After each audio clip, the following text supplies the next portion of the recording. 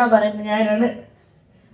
മെഡ്ക്യാപ് ഡോക്ടറിന്റെ പ്രീ മാർക്കറ്റിലേക്ക് പോസ്റ്റ് മാർക്കറ്റിലേക്ക് എല്ലാവർക്കും സ്വാഗതം. ഹായ്. അപ്പം ഇന്ന് ഇൻട്രോ പറഞ്ഞത് നമ്മുടെ പുത്രനാണ്. കാരണം ഇന്നൊരു ദിവസം കൂടെ ഉള്ളൂ, നാളെയല്ല. അപ്പോൾ ഞാനോട് പറയട്ടെ, നീ എന്നോട് ചുമ്മാ പറഞ്ഞു. അവൻ ദിവസം ഞാൻ ചെയ്യുന്നതൊക്കെ അവൻ കേട്ടോണ്ടിരിക്കുകയാണല്ലോ. അപ്പോൾ ഞാൻ പറയട്ടെ, നീ ഇന്ന് ഇൻട്രോ പറയാൻ പറഞ്ഞു. അപ്പോൾ അവൻ ഇന്ന് ഇൻട്രോ പറഞ്ഞതാണ്. അപ്പം നാളെയാണ് ഞാൻ തിരിച്ച് കുവൈറ്റിലേക്ക് തിരിച്ചു പോവാം.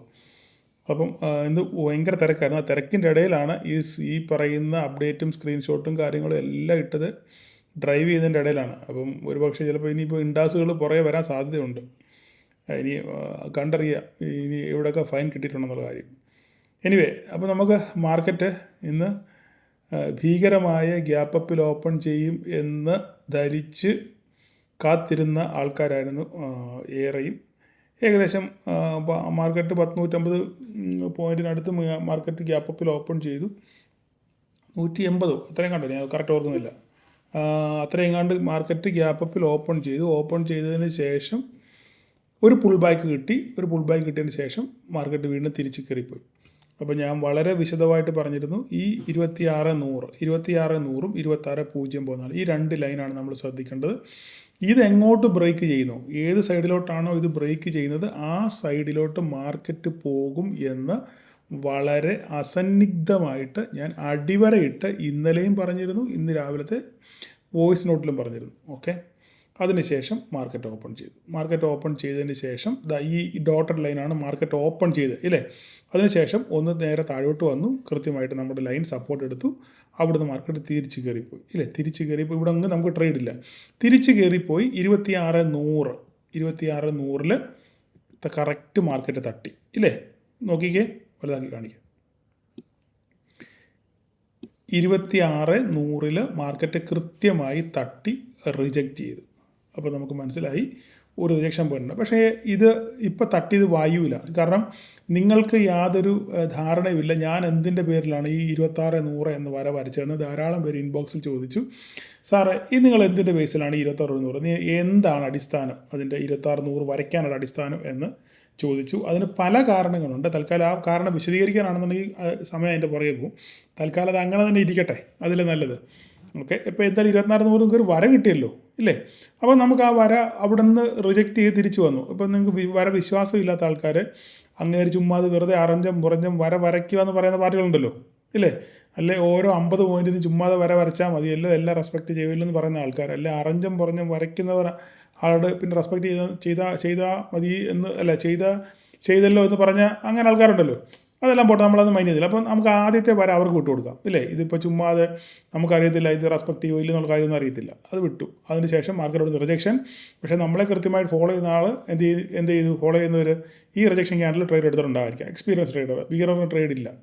അതിനുശേഷം വീണ്ടും മാർക്കറ്റ് താഴോട്ട് വന്നു. നമ്മളുടെ എന്താണ് ഇവിടെ നമുക്ക് ഇടയ്ക്ക് ഒരു ലൈൻ ഉണ്ട്. എന്താണത്? ഓപ്പണിംഗ് ലൈനാണ്. ഞാനത് ഡോട്ടഡ് ലൈൻ ഇട്ട് വെച്ചിട്ടുണ്ട്. നമ്മുടെ മാർക്കറ്റ് ഓപ്പൺ ചെയ്ത ലൈനാണ് ഇത് ഇല്ലേ. അവിടെ വന്ന് തട്ടി വീണ്ടും മാർക്കറ്റ് റിജക്റ്റ് ചെയ്ത് മുകളിലോട്ട് പോയി. അപ്പോൾ ഇവിടെ ഒന്നും നമുക്ക് ട്രേഡ് ഇല്ല.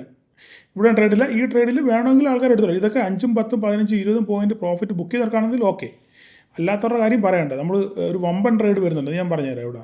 അതിനുശേഷം മാർക്കറ്റ് വീണ്ടും ആ ലൈനിൽ നിന്ന് തന്നെ തിരിച്ച് നേരെ സപ്പോർട്ട് എടുത്തു. വീണ്ടും നമ്മുടെ ലൈനിൽ 26.100 എന്ത് ചെയ്തു, തട്ടി. അപ്പം ഏകദേശം ആൾക്കാർക്ക് ബോധ്യമായി, ഓക്കെ 26.100 എന്താണ് ഒരു സ്ട്രോങ് റെസിസ്റ്റൻസ് ആയിട്ട് ആക്ട് ചെയ്യാനുള്ള സാധ്യത ഉണ്ട് എന്ന് മനസ്സിലായി ഇല്ലേ. അപ്പോൾ രണ്ടാമത്തെ പ്രാവശ്യം വീണ്ടും തട്ടി. അപ്പോൾ വീണ്ടും അവിടെ ട്രേഡ് എടുക്കാനുള്ള ഓപ്പർച്യൂണിറ്റി ഉണ്ട്. നോക്കുക 75-80% ഒരു ബോഡി അവിടെ ഉണ്ടായിട്ടുണ്ട്. അവിടുന്ന് റിജക്ഷനാണ്. എല്ലാം കൊണ്ട് നമുക്ക് അവിടെ ഒരു ട്രേഡിനുള്ള വകുപ്പ് ഉണ്ടായിരുന്നു. എടുത്തവർക്ക് മാന്യമായ ഒരു പ്രോഫിറ്റ്, ഒരു 50 പോയിൻറ്റിൻ്റെ പ്രോഫിറ്റ് അവിടെ 50 പോയിൻറ്റ് പ്രോഫിറ്റ് അവിടെ കിട്ടിയിട്ടുണ്ട് ഇല്ലേ. അതിനുശേഷം മാർക്കറ്റ് വീണ്ടും പിന്നെ അവിടെ അങ്ങ് ട്രേഡ് ഇല്ല. കൺസോളിഡേറ്റ് ചെയ്ത് വീണ്ടും മൂന്നാമത്തെ പ്രാവശ്യം, ഈ ഓരോ പ്രാവശ്യം വരുമ്പോഴും ഞാൻ സ്ക്രീൻഷോട്ട് ഇടുന്നുണ്ട്, അത് മറന്നുകൊണ്ട. അതിനുശേഷം മൂന്നാമത്തെ പ്രാവശ്യവും എന്ത് ചെയ്തു, ഇതേ പോയിന്റിൽ മാർക്കറ്റ് റെസിസ്റ്റൻസ് ഫേസ് ചെയ്തു ഇല്ലേ. അപ്പോൾ ഒരു ട്രിപ്പിൾ ടോപ്പ് അവിടെ ക്രിയേറ്റ് ചെയ്തു ഇല്ലേ. അതിനുശേഷം സുന്ദരമായിട്ട് നോക്കിക്കേ, ഒരു ഫസ്റ്റ് ക്യാൻഡിൽ നമുക്ക് ഓൾറെഡി റിജക്ഷനാണ്. നമുക്ക് അവിടെ ഒരു ബെയറിഷ് സെൻറ്റിമെൻറ്റ്സ് ഉടലെടുത്തു നമുക്ക് മനസ്സിലായി. പക്ഷേ അവിടെ ട്രേഡ് ഇല്ല ഇല്ലേ. പക്ഷേ സെക്കൻഡ് ക്യാൻഡിൽ നമ്മൾ നോക്കിയാൽ മനസ്സിലാകും, കറക്റ്റ് അവിടെ പോയി തട്ടി റിജക്ഷനോട് കൂടെ മാർക്കറ്റ് എന്ത് ചെയ്തു, ഒരു ബെയറിഷ് ക്യാൻഡിലൂടെ ക്ലോസ് ചെയ്ത്. അപ്പോൾ നമുക്ക് ചെറിയ സ്റ്റോപ്പ് ലോസ് മാത്രമേ ഉള്ളൂ, ഇതിൻ്റെ മുകളിൽ സ്റ്റോപ്പ് ലോസ് ചെയ്ത് നമുക്കൊരു ട്രേഡ് പ്ലാൻ ചെയ്യാം. അങ്ങനെ ട്രേഡ് പ്ലാൻ ചെയ്തവർക്ക് സുന്ദരമായിട്ട് പ്രോഫിറ്റ് കിട്ടി. ഇനി ഈ ഗ്രീൻ ക്യാൻഡിൽ കണ്ട് പേടിച്ചവർക്ക് വേണ്ടി ഈ റെഡ് ക്യാൻഡിൽ കണ്ടാൽ മനസ്സിലായി എന്താണ്, ഓൾമോസ്റ്റ് ഇതൊരു എൻഗൾഫിങ് ക്യാൻഡിലാണ് ഇല്ലേ, ഓൾമോസ്റ്റ് ഒരു ബെയറിഷ് എൻഗൾഫിങ് ആണ് ഇല്ലേ. അപ്പം നമ്മുടെ സ്റ്റോപ്പ് ലോസ് ഇവിടെയാണ്. അപ്പോൾ കാത്തിരിക്കുന്നവർക്ക് ആണെന്നുണ്ടെങ്കിൽ ഈ നല്ല ടാർഗറ്റ് കിട്ടിയിട്ടുണ്ട്. ഓരോ പോയിന്റ് നമ്മുടെ ഫസ്റ്റ് ടാർഗറ്റ് 26.04 തട്ടി മാർക്കറ്റ് അവിടെ ഒന്ന് കൺസോളിഡേറ്റ് ചെയ്തു. അതിനുശേഷം മാർക്കറ്റ് എന്ത് ചെയ്തു, നേരെ വീണ്ടും താഴോട്ട് പോയി, വീണ്ടും നമ്മുടെ അടുത്ത സപ്പോർട്ട് പോയിന്റിൽ വന്ന് തട്ടി, വീണ്ടും അവിടെ ചെറിയൊരു റീട്രേസ്മെൻറ്റ് നടത്തി, വീണ്ടും അതുപോലെ തന്നെ മാർക്കറ്റ് താഴെ വന്നു. നമ്മുടെ 25.84 എന്ന് പറയുന്ന ആ ടാർഗറ്റിൽ മാർക്കറ്റ് എത്തി. അപ്പം ഓപ്പർച്യൂണിറ്റികൾ അനവധി ഉണ്ടായിരുന്നു. പക്ഷേ നിങ്ങൾ എങ്ങനെ മാർക്കറ്റിനെ സമീപിച്ചു എന്ന്, നിങ്ങൾ എങ്ങനെ ട്രേഡ് എടുത്തു എന്നുള്ളതിനെ ആശ്രയിച്ചിരിക്കും നിങ്ങൾക്ക് കിട്ടിയ പ്രോഫിറ്റ്. അപ്പോൾ ഇന്ന് നിങ്ങൾ പ്രോഫിറ്റ് ബുക്ക് ചെയ്തവരൊക്കെ നിങ്ങൾക്ക് കമൻറ്റ് ചെയ്യാം. ധാരാളം ആൾക്കാർക്ക് പിന്നെ കമൻറ്റ് ചെയ്യാൻ അവസരമുണ്ട്. പിന്നെ നമ്മുടെ ക്ലാസ്സിനെ പറ്റി പറയും ധാരാളം ആൾക്കാർ പേഴ്സണലായിട്ട് മെസ്സേജ് അയച്ചിട്ടുണ്ട്. സാറ് ക്ലാസ്സിൽ പങ്കെടുത്തു 2-3 പ്രാവശ്യം പങ്കെടുത്ത ആൾക്കാരുണ്ട്. അപ്പോൾ അവരൊക്കെ ഇന്ന് പേഴ്സണലായിട്ട് കുറേ മെസ്സേജ് അയച്ചിട്ടുണ്ട്. അപ്പോൾ അതിൽ എന്നെ അട്രാക്റ്റ് ചെയ്തൊരു മെസ്സേജാണ് ഞാൻ നിങ്ങൾക്ക് ഗ്രൂപ്പിൽ പബ്ലിക്കായിട്ട് ഇട്ടത്. അത് ഞാൻ അദ്ദേഹത്തിന് അനുവാദം ചോദിച്ചിട്ടാണ് ഞാൻ ആ മെസ്സേജ് ഇട്ടത്. കാരണം പുള്ളിക്ക് ഭയങ്കര തിരക്കുള്ളൊരു മനുഷ്യനാണ്, ഒരു ജോലിയുമായിട്ട് ബന്ധപ്പെട്ട് നല്ല തിരക്കുള്ള മനുഷ്യനാണ്. അപ്പോൾ അദ്ദേഹം ലാസ്റ്റ് മൊമെൻറ്റിലാണ് നമ്മുടെ ക്ലാസ്സിൽ അറ്റൻഡ് ചെയ്യാൻ വേണ്ടി പുള്ളി എന്നെ സമീപിച്ചത്.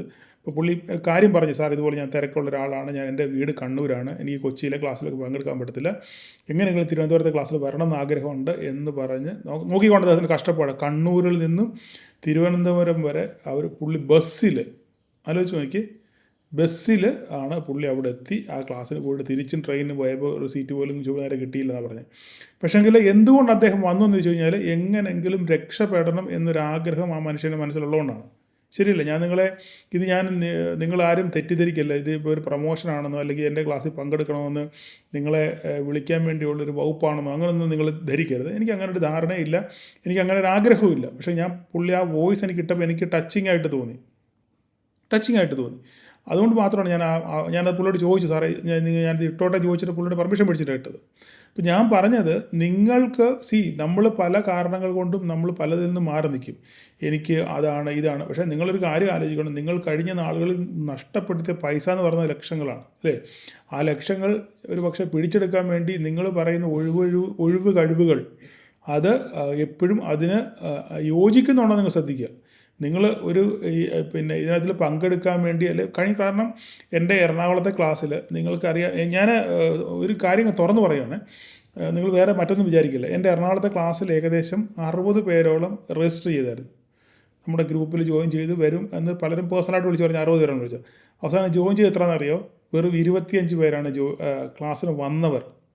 ലാസ്റ്റ് മൊമെൻറ്റിൽ പലരും സാറേ എനിക്ക് പങ്കെടുക്കാൻ പറ്റത്തില്ല എന്ന് പറഞ്ഞു. ഞാൻ അവർക്കൊക്കെ ഫുൾ റീഫണ്ട് തിരിച്ചു കൊടുത്തു. പിന്നെ 1-2 പേർക്ക് മാത്രമാണ്, കാരണം അത് ക്ലാസ് ഇതിൻ്റെ തലേദിവസം വിളിച്ചിട്ട് പറഞ്ഞു, സാർ ഇതുപോലെ ഞങ്ങൾക്ക് വരാൻ പറ്റത്തില്ല. അത് ജെന്യുവനായിട്ട് കേസ്. പക്ഷേ നമ്മൾ ഓൾറെഡി അവിടെ ഹോട്ടലിൽ പൈസയൊക്കെ അടച്ചുകൊണ്ട് നമുക്ക് അവർക്ക് ഒരു ചാർജ് കുറച്ചിട്ട് ബാക്കി പൈസ ഞാൻ അവർക്ക് തിരിച്ചു കൊടുത്തു. കാരണം നമുക്കെന്തിനാ അങ്ങനെ അർഹതയില്ലാത്ത പൈസയൊന്നും നമുക്ക് ആരുടെയും വേണ്ട. അപ്പം ഞാൻ ബി ഫ്രാങ്ക്, ഞാൻ ഓപ്പണായിട്ട് തുറന്ന് പറയുന്നേ ഉള്ളൂ. അപ്പോൾ ഞാൻ പറഞ്ഞതിന് താല്പര്യം, നിങ്ങൾക്ക് ഇപ്പോൾ എന്നെ ചതിക്കാനോ എന്നെ പറ്റിക്കാനോ ഒക്കെ നിങ്ങൾക്ക് പലർക്കും പറ്റും. അല്ലെങ്കിൽ പലരും ഉടായ്പിലൂടെ അങ്ങേർക്കിട്ടൊരു പണി കൊടുക്കാം, കുറേ പേര് രജിസ്റ്റർ ചെയ്ത് അതിനകത്ത് വലിഞ്ഞ് കയറിയിട്ട് അവസാന വർഷം പിന്മാറാം, അപ്പോൾ അങ്ങേറ്റ് വെച്ച് അവസാനിപ്പിക്കും എന്നൊക്കെ ഒരു ധാരണ ആർക്കെങ്കിലും ഉണ്ടെന്നുണ്ടെങ്കിൽ അതൊക്കെ തെറ്റാണ്. ഓക്കെ, ഞാൻ പല പ്രാവശ്യം പറഞ്ഞിട്ടുണ്ട്, 10 പേരേ ഉള്ളൂ, 5 പേരെ ഉണ്ടെന്ന് പറഞ്ഞു കഴിഞ്ഞാലും നമ്മൾ വന്ന് ക്ലാസ് എടുക്കും. കാരണം അതെൻ്റെ ഒരു കമ്മിറ്റ്മെൻറ്റാണ്, നിങ്ങളോട് പറഞ്ഞ ഒരു കമ്മിറ്റ്മെൻറ്റാണത്. അപ്പം അതിനകത്തിലൊന്നും അപ്പോൾ ചിലപ്പോൾ ഒരു പക്ഷേ എനിക്കിട്ട് പണി വന്നതായിരിക്കാം. പക്ഷെ നമ്മളാകുന്ന അതിനകത്തിലൊന്നും എന്താ പറയുന്നത്, അങ്ങനെ എന്താ പറയുന്നത്, അയ്യോ അങ്ങനെ പറ്റിയല്ലോ എന്ന് പറഞ്ഞ് വിഷാദിച്ചിരിക്കാനോ ഒന്നും അതിനകത്ത് നമുക്ക് താല്പര്യമില്ല. ഓക്കെ, നമ്മൾ ചെയ്യുന്ന പ്രവൃത്തി കണ്ടിന്യൂസ് ആയി ചെയ്തുകൊണ്ടിരിക്കും. ഓക്കെ, ഫലം തരുന്നത് പകുതി ഈശ്വരനും പകുതി എൻ്റെ ഭാഗത്തു നിന്നാണ്. അപ്പോൾ ഞാൻ ചെയ്യാനുള്ള കർമ്മം ഞാൻ ചെയ്യുന്നു, ഈശ്വരൻ നിങ്ങൾക്ക് എന്താ പറയുന്നത് അതിനുള്ള പ്രതിഫലം തരുന്നു. അതിനകത്ത് നിങ്ങൾക്കും റോളുണ്ട്, നിങ്ങൾ പഠിക്കാന്നുള്ളത്. ഞാൻ പറഞ്ഞത് എപ്പോഴും സ്റ്റോക്ക് മാർക്കറ്റിൽ എപ്പോഴും ഒരിക്കലും ഒരു കുറുക്ക് വഴിയില്ല.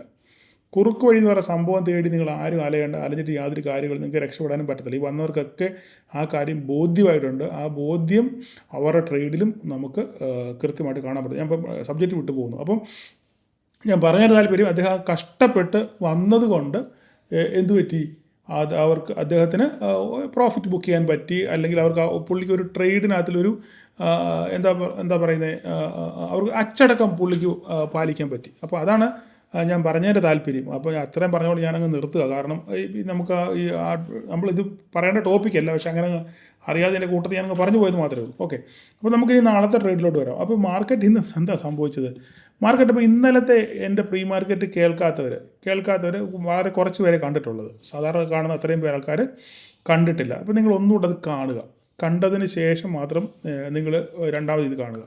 കാരണം ഞാൻ എന്താണ് ഇന്നലത്തെ പ്രീ മാർക്കറ്റിൽ പറഞ്ഞിരുന്നെന്നുള്ളത് ഞാൻ കുറേ കാരണങ്ങൾ പറഞ്ഞു. മാർക്കറ്റ് താഴോട്ട് വരാനുള്ള, അപ്പോൾ ഞാൻ പറഞ്ഞു എൻ്റെ മാർക്കറ്റിൽ എൻ്റെ വോയിസിനകത്ത് പിയുടെ ഒരു ലാഞ്ചന നെടലിക്കുന്നുണ്ടോ എന്ന് ഞാൻ സംശയം പ്രകടിപ്പിക്കുകയും ചെയ്തു. പക്ഷേങ്കിൽ എനിക്ക് അങ്ങനെ പറയാൻ അറിയൂ. കാരണം മാർക്കറ്റിലെ സെൻറ്റിമെൻറ്റ്സ് അങ്ങനെയാണ്. നിലവിലെ മാർക്കറ്റ് പോകുന്ന ദിശ മോളോട്ടെന്ന് പറഞ്ഞ് തെറ്റിദ്ധരിപ്പിക്കുന്നെങ്കിലും നമുക്ക് മുന്നോട്ട് പോകാൻ മാർക്കറ്റിൽ അതിന് തക്ക സംഭവങ്ങളൊന്നും കാണുന്നില്ല. അപ്പോൾ അതുകൊണ്ടാണ് ഞാൻ പറഞ്ഞത് മാർക്കറ്റ് ഇനിയും സപ്പോസ് 300 പോയിൻറ്റ് 250 പോയിൻറ്റിന് മേളിൽ ഗ്യാപ്പ് അപ്പ് ഓപ്പൺ ചെയ്താൽ മാർക്കറ്റ് ഉറപ്പായിട്ടും താഴോട്ട് ഇറങ്ങി വരും. ഈവൻ 150 പോയിൻറ്റ് 150 മേളിൽ മാർക്കറ്റിൽ ഓപ്പൺ ആയിട്ട് മാർക്കറ്റ് എന്ത് ചെയ്തു? തിരിച്ച് താഴോട്ട് ഇറങ്ങി വന്നു. അതിനുശേഷം മാർക്കറ്റ് മുകളിലോട്ട് പോയെങ്കിലും 26,100 മാർക്കറ്റ് കടന്നു പോയില്ല, അല്ലേ? അതിനുശേഷം എപ്പോഴും മാർക്കറ്റ് താഴോട്ട് വരേണ്ട ടെൻഡൻസിയാണ് കൂടുതൽ കാണിച്ചത്. അപ്പം ന്യായമായി പ്രോഫിറ്റ് ബുക്ക് ചെയ്ത് റീ എൻട്രി എടുത്ത് ബുക്ക് ചെയ്തവർക്കൊക്കെ നല്ലപോലെ പ്രോഫിറ്റ് ഉണ്ടാക്കാൻ പറ്റും. അല്ല, കാത്തിരുന്ന് ട്രേഡ് എടുത്ത് നല്ലൊരു ക്യാപ്ചർ കിട്ടിയവരും ധാരാളം ആൾക്കാർ ഉണ്ട്. അപ്പം ഇനിയിപ്പോൾ ഫർദറായിട്ട് ഇനി എന്താ സംഭവിക്കുന്നത്? മാർക്കറ്റ് ഇപ്പോൾ സംഭവിച്ചെന്ന് വെച്ചാൽ 26,000 മുകളിൽ, അപ്പോൾ ഞാൻ ഡേ ക്യാൻഡിലും പറഞ്ഞിരുന്നു 26,000 മുകളിൽ മാർക്കറ്റ് ക്ലോസ് ചെയ്താൽ, 26,000 മുകളിൽ മാർക്കറ്റ് ക്ലോസ് ചെയ്യുകയാണെന്നുണ്ടെങ്കിൽ മാർക്കറ്റ് ഫർദറായിട്ട് മുകളിലോട്ട് പോകും. അങ്ങനെ തന്നെ പറഞ്ഞില്ലേ? നമ്മൾ അന്ന് എടുത്ത ജസ്റ്റ് നോക്കിയേക്കട്ടെ, എനിക്ക് ഓർമ്മയില്ല കറക്റ്റ്. നമ്മൾ അന്ന് എടുത്ത ആ സംഭവം, നമ്മുടെ ഡേ ക്യാൻഡലിലെ സംഭവം നമുക്ക് നോക്കാം, എന്താ സംഭവിച്ചതെന്ന്.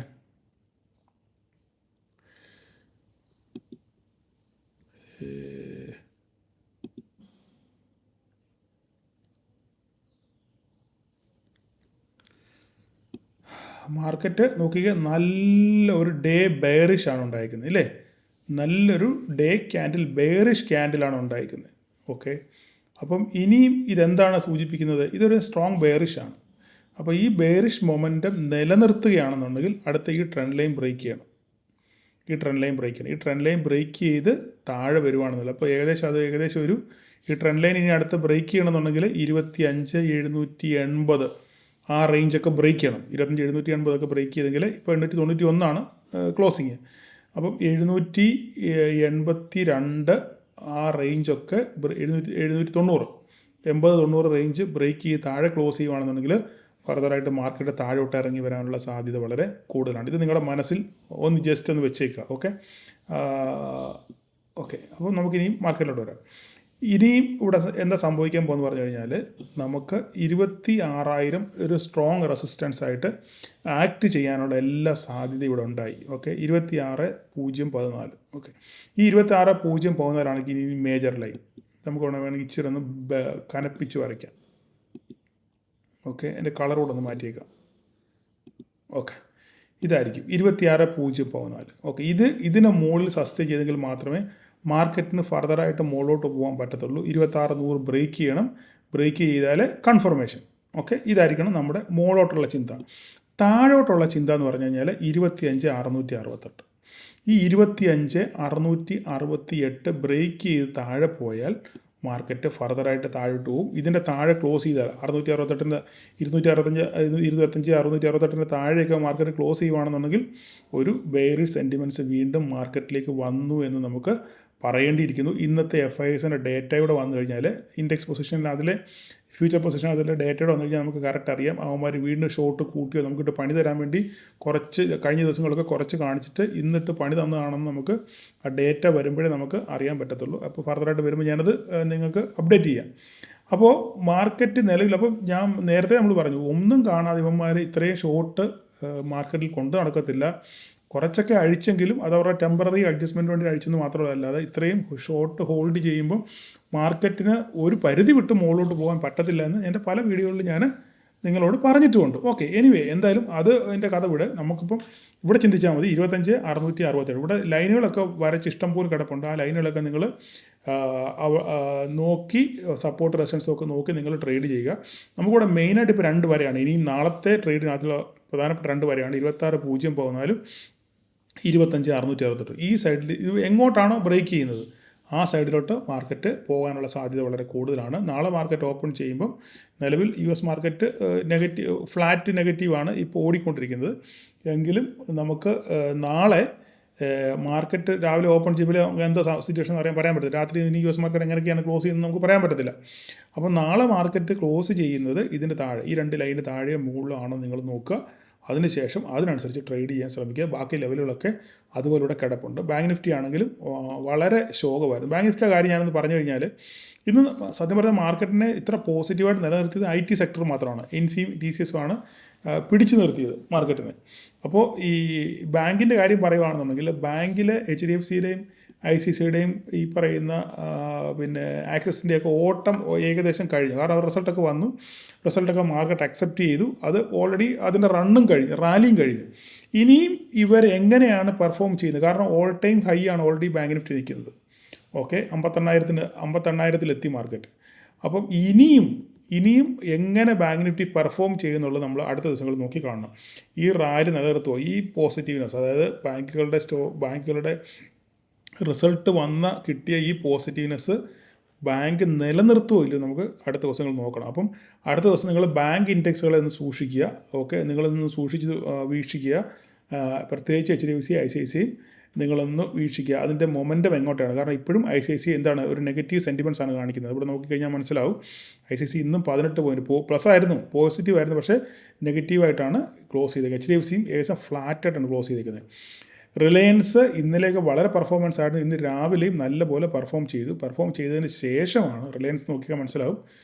അവസാനം കണ്ടോ ഏകദേശം എത്ര പോയിൻറ്റ് റാലി, 1482 to 1445, ഏകദേശം 40-45 പോയിൻറ്റിൻ്റെ ഫോള് മുകളിൽ നിന്ന് താഴോട്ട് റിലയൻസിന് കിട്ടി. അപ്പം ഇതൊക്കെയാണ് ഇന്നത്തെ മാർക്കറ്റ് വീഴാനുള്ള ഏറ്റവും വലിയ കാര്യം. അതിനിടയിൽ പിടിച്ചു നിർത്തിയത് ഇൻഫീം TCS മാത്രമാണ്. അവർ രണ്ടുപേരും ഇച്ചിരി പച്ച കത്തിച്ച് നിന്നുകൊണ്ടാണ് ഇത്രയും പിടിച്ചു നിന്നത്. അല്ലെങ്കിൽ ഒരു 300-350 പോയിൻറ്റ് ഇന്ന് നിഫ്റ്റി പൊട്ടേണ്ട എല്ലാ സാധ്യതയും ഉണ്ടായിരുന്നു. ഓക്കെ, അപ്പോൾ അടുത്ത ദിവസങ്ങളിൽ നിങ്ങൾ വാച്ച് ചെയ്യേണ്ടത് റിലയൻസ്, HDFC, ICICI ഇത്രയും സ്റ്റോക്കുകൾ നിങ്ങൾ വാച്ച് ചെയ്യുക. ഇതിൻ്റെ മൊമെൻറ്റം എങ്ങനെയാണെന്ന് നോക്കുക. അതിനുശേഷം അതിനനുസരിച്ചായിരിക്കും നിങ്ങൾ മാർക്കറ്റിൽ ട്രേഡ് ചെയ്യേണ്ടത്. നിഫ്റ്റി മിഡ് ക്യാപ്പിൻ്റെ കാര്യം എടുത്തു കഴിഞ്ഞാൽ മിഡ് ക്യാപ്പ് ഈ പറഞ്ഞ പോലെ തന്നെ അടപടല പൊട്ടി.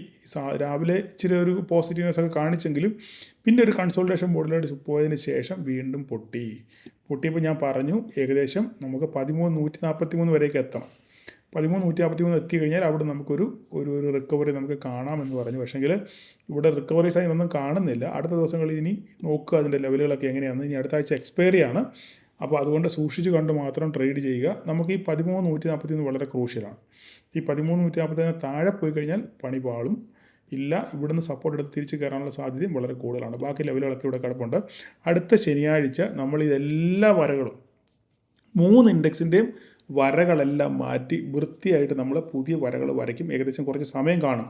എങ്കിലും ശനിയാഴ്ച ഞാൻ കുറച്ച് നേരം സമയമെടുത്ത് എല്ലാത്തിൻ്റെയും നിഫ്റ്റിയുടെയും ബാങ്ക് നിഫ്റ്റിയുടെയും മിഡ് ക്യാപ്പിൻ്റെ എല്ലാം പുതിയ ലെവലുകളും കാര്യങ്ങളൊക്കെ നമ്മൾ വരയ്ക്കുന്നത് ആയിരിക്കും. ഓക്കെ, അപ്പം ഇത്രയൊക്കെ ഉള്ളൂ നാളത്തെ ട്രേഡിനെ പറ്റി പറയാൻ. അപ്പോൾ നാളെ ഞാൻ തിരക്കായിരിക്കും. നാളെ ഞാൻ തിരിച്ച് ട്രാവലിംഗ് ദിവസമാണ്.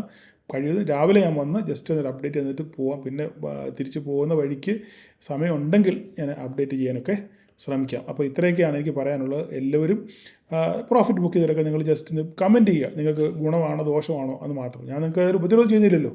എന്നെക്കൊണ്ട് ഗുണമെല്ലാം ഉണ്ടാകുന്നുള്ളൂ. അപ്പോൾ അതുകൊണ്ട് ഗുണം ഉണ്ടാകുന്നുണ്ടെന്നുണ്ടെങ്കിൽ നിങ്ങൾ കമൻറ്റ് ചെയ്യുക. കാരണം ഇപ്പം നിങ്ങൾ പഴയ പോലെ കമൻറ്റ് ആരും ചെയ്യുന്നില്ല. അപ്പോൾ എന്തെങ്കിലും ഗുണം എന്നെക്കൊണ്ട് ഉണ്ടാകുന്നുണ്ടെങ്കിൽ കമൻറ്റ് ചെയ്യുക, ഇല്ലെങ്കിൽ വേണ്ട. ഓക്കെ, വിട്ടേര്. അപ്പം എല്ലാവർക്കും നാളെ ഒരു പ്രോഫിറ്റബിൾ ഡേ ആശംസിക്കുന്നു. Thank you all.